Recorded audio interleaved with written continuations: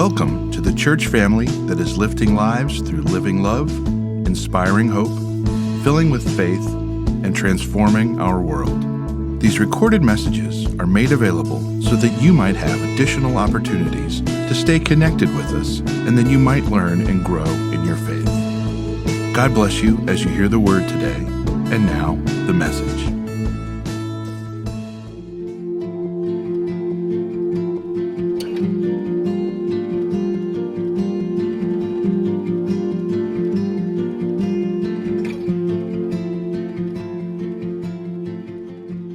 Our scripture this morning is from the Gospel of Luke, chapter 12, verses 16 through 21. And he told them this parable. The ground of a certain rich man yielded an abundant harvest. He thought to himself, "What shall I do? I have no place to store my crops." Then he said, "This is what I'll do. I will tear down my barns and build bigger ones, and there I will store my surplus grain. And I'll say to myself, you have plenty of grain laid up for many years. Take life easy. Eat, drink, and be merry." But God said to him, "You fool, this very night your life will be demanded from you. Then who will get what you have prepared for yourself? This is how it will be with whoever stores up things for themselves, but is not rich toward God." May the Lord bless the reading and the hearing of his word. I love Halloween. These days especially, I find Halloween kind of puts me in a nostalgic kind of place because my kids no longer, they still dress up, they have costumes and so forth, and we still do pumpkins and some of those fun traditions, but mom and dad no longer get to go trick-or-treating with them. They're kind of like, you stay here at the house, pass out candy. We'll just go off with our friends and we'll be fine without you. So I miss those days of kind of walking around with the kids and watching them trick-or-treat. When they were little, we went to a friend's house. And partially because our kids and their kids were friends and got along well with each other. But one of the reasons we went to our friend's house to trick-or-treat was they lived in a neighborhood that was a gold mine for candy. You know what I'm talking about? Like every neighbor gave out candy, and there were multiple stops along the way, people who gave out full-size candy bars. So it was a gold mine, and we always went over there, and it was always fun at the end of we'd go around a couple blocks, and we came back to the house, and that was probably my favorite moment because, the adults would kind of get some hot chocolate and warm ourselves up, and then the kids would all take the candy and pour it out on the floor, empty their bags. And that's when the real action began. It was like a Wall Street, trading floor where they were just going back and forth. Like I got Kit Kats. Who wants Kit Kats? Give me your Three Musketeers, and anyone want Skittles? I'll take your M&Ms. And back and forth they would go all night long. Now, so here's just a few observations I want to make, just kind of remembering those days. First, I remember that my kids got an ungodly amount of candy. So much candy, more than they could eat in a year. If they tried to eat even half of it, they'd be sick for a week, right? It was so much candy. And among the candy that they received, there was always a handful of things that no kid wanted to eat. Let me just tell you, if you're the house that gives out Almond Joys for Halloween, no kids want to eat it, because I would watch the kids, they'd be like, "Who wants my Almond Joy? I'll give you all my Almond Joys for one Tootsie Roll, one Skittle." No one would take that, right? So even though they had all this candy, and even though they had some candy that no one would take, Lord help if mom or dad or anyone else tried to sneak a piece of their pile. At that moment, our children were transformed into Smeagol from Lord of the Rings. Don't touch my precious, this candy, don't touch. They were instantly protective of it, right? When I think back on those days and I think about my child's behavior towards their pile of candy, and it's not that much different from the behavior of this rich man towards this bountiful harvest he received. He receives more than he can hold, and yet his response is the same as my kids. It's an instinctive response I think we have, that we just surround and protect rather than give away. This month, we're going to be talking about the bountiful harvest. We kicked off the series last week talking about the bountiful harvest, and we considered a picture from Annie Valaton. I'll put the picture back up on the screen. And this is a picture. Annie Valaton was the illustrator for the Good News Bible translation.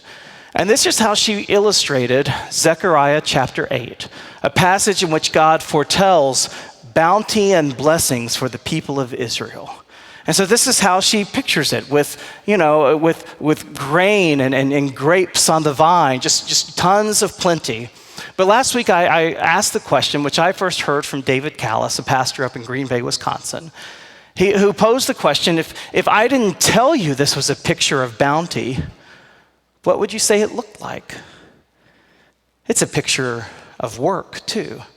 That what the people are doing in this passage is they're cutting and binding and hauling away the grain. Because when we receive a bountiful harvest, it requires a lot of work to bring it in. And so David Callis made the simple observation that oftentimes God's blessings show up in our lives in the form of work. It takes a lot of effort, stewardship, to effectively manage the blessings that God gives to us. And sometimes the things that weigh us down the most are also connected to our deepest blessings. And I presented this message as good news for all of us, for us to consider that even in our burdens, even in the things that weigh us down, there's bounty and blessings present in those things. But today I want to kind of flip that around and ask the question, what is it that causes sometimes our blessings to become burdens? And is it possible to have too much bounty, for it to become too much for our soul? And I think the answer is yes. Whenever the bounty leads us to an insatiable desire for more. Jesus tells the story of the rich fool in response to a question he receives. He's teaching to a crowd, and someone from the crowd shouts out, appeals to him, and says, "Teacher, tell my brother to divide the inheritance with me." First, we have to note the impertinence, the audacity that this person presumes to tell Jesus what he should do. He gives a command, "Tell my brother to divide the inheritance with me." Now, we don't know at all the particulars of the situation. Perhaps this man is being wronged and he has the right, or perhaps his brother has the right. We don't know. What we do know is that this is a situation where the concern for possessions has trumped overpowered relationships. Brother has turned against brother, more concerned with the acquisition and stewardship of wealth than about the bonds of kinship and care. Have you ever known a family that fought over an inheritance, for whom concerns about who gets this and who gets that took precedence over the bonds of friendship and love and camaraderie in a family? I mean, sometimes it amazes me because I've seen this happen as a pastor, and I think this is the last thing that the person who passed would have wanted, to see their family rip itself apart over their stuff, and yet we do this. And so Jesus responds to the gentleman, not to his demand. He leaves that aside. Instead, he addresses the condition that prompts the question. And he says, be on guard. Watch out. Be on guard against an insatiable desire for more. Jeff Schinnebarger wrote a great book called More or Less. It's one of my favorite reads. I highly recommend it to you. Jeff is wrestling with the question. He kind of shares his journey wrestling with the question of what is enough. He notes that, we live in a society of abundance, and most of us have shelves that are full of food, and we have closets that are full of clothes. Like we live in abundance, and yet most of us also wrestle with a feeling of scarcity, a feeling like we don't have enough. And the problem isn't that we don't have enough. The problem is that we don't recognize enough. We don't define what he calls the enough line. Instead, we get caught up in the cycle that our consumerist cycle kind of pushes us into, a cycle of wanting more and more and more and more. He describes the cycle this way. He says, you want more, so you spend more and you get more, but that's not enough because then you want more all over again. And I would say add to that some other mores, that we borrow more, we work more, we worry more. More, more, more, more. But Jeff says we have to work to define what is enough. So he writes, defining enough is our personal responsibility. We won't recognize enough in our lives until we've taken the time to define that line. And defining enough leads to freedom, breaking the bondage of our ever-increasing desires. I'm finding that asking the question does not limit me so much as it grants me sanity.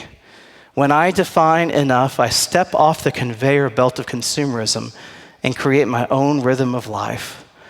I no longer feel pushed around by others telling me what I need and what I want. Sometimes less can be more. I think this is what Jesus is trying to say. He says, be on guard against all kinds of greed.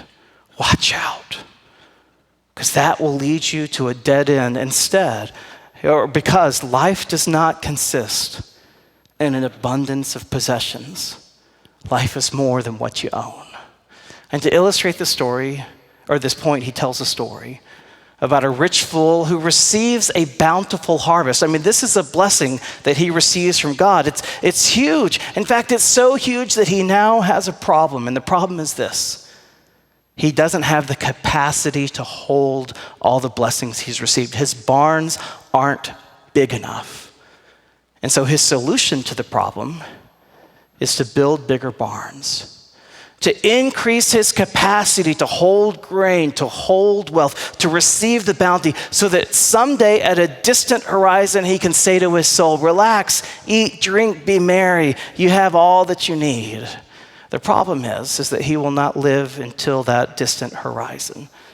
God says to him, you fool, tonight your soul is required of you. And all these things that you have prepared, who's going to receive them? William Barclay, reflecting on this story, says there's two great faults of the rich fool. The first is he does not see anything beyond himself. He has this saying that he uses that I really like. He says, Edith lives in a small world bounded on the north, south, east, west by Edith. And I don't know who Edith is, but I think I've known lots of people that you could just use that sentence to describe them. They live in a small world, defined on north, south, east, west by themselves. A lot of us, myself sometimes included, we don't see the world beyond ourselves. We get so inward focused. And that's what the rich fool does. Everything in this passage is about me and my. Note, if you will, how often the word I appears in this parable, more than in any other parable Jesus tells. I'll reread the parable. Note where the I appears. The land of a rich man produced abundantly, and he thought to himself, what should I do? For I have no place to store my crops.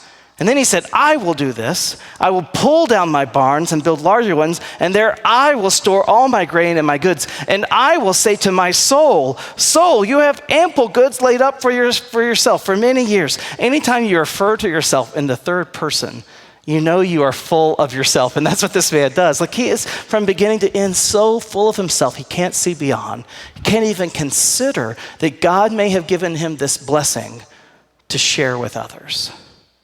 Doesn't even consider the option that not only could he build bigger barns, but he could also do with less. And then he has a second problem. And the second problem is that he doesn't see beyond this life. He doesn't see beyond this world. The story of a young, ambitious man who's having a conversation with an older mentor. And the young, ambitious man says, I'm going to learn my trade so well. And the rich mentor, or the old mentor, says, yes, and then? He says, well, then I'll set up shop and I'll begin to make money. And then, well, I'm going to be rich. And someday when I have enough, I'll finally retire. And then, well, then I'll enjoy my retirement. And then, well, I guess someday I'll die. And then, the mentor kept asking. The problem is, the rich fool never considered the last and then. His eye never moved beyond the horizon of his own life, of this world. And ultimately, that's what Jesus is asking us and his listeners to consider. What is our legacy beyond this life. Just to go back to the question that God asked the rich fool, he says, "Fool, tonight your life is required of you. And all these things that you have prepared, who will receive them?" Who is going to receive your blessing, your bounty? What is going to be your legacy? Tomorrow is All Saints. And today we lit candles, 80 candles to my left and to my right. And for me, whenever I see those pictures, those names on the screen, it's sobering. It's humbling. I mean, sometimes, I don't know if you had this experience, but when I saw some of those faces up there, it goes, oh, what, has it really been this year that they passed away? And because I can remember crystal clear conversations I've had with some of them, blessings that they've given to me. The reason we light candles is to mark that their lives meant something, that they left something in this world and in our lives. And what they left cannot be measured by wealth or size of estate or dividends or insurance policies. I mean, none of that is the true measure of their lives. You put all that aside, and their true legacy is measured instead by generosity, by kindness, by faith and fidelity. That's what really counts. When you think about the things in life that matter the most, the things that we desperately want to hold on to, it's not wealth, is it? It's love, it's friendship, it's wisdom and memories. And the thing about all those things, yes, we hold on to them, but they are ultimately things that are shared. They only exist in relationships with others. And the more we share those things with one another, the richer our lives become. We become, to borrow Jesus' words, rich towards God when we become rich towards others. And so the question I think this parable prompts for us, we who live with so much bounty, we have to wrestle with the question, how big a barn do we really need? Back to Jeff's question, how do we know when we really have enough? And once we know what is enough, then what do we do with our excess? Who is God calling us to share our lives with? And to answer this question, I think we have to reflect on the two mistakes that the rich fool made. Remember, the rich fool could not see beyond himself. And so we must ask, what blessing could we be giving to others? Not just with our possessions, but with our time and our energy, with our skills that we have, with the heart. How do we share our lives with others? With whom is God calling us to share our lives? And how do we do that generously? And then secondly, the rich fool failed to see beyond this life. And so we must ask, what legacy do we want to leave behind us? Because surely someday there will be a candle lit in your honor and in my honor. And on that day, what memories do we hope people will hold for us? What words do we hope that they'll think and say about us? What legacy do we wish to leave behind? I hope and pray for all of us it's a legacy of blessing.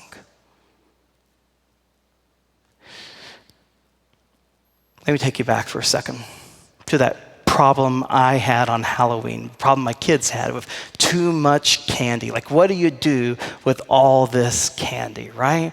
Because my kids would guard it like Smeagol for the rest of that night, but eventually they would tuck her out and go to bed, and there would still be plenty of candy that we would gather up and place in their bags, and then it'd go on our shelves. What do you do with all that candy?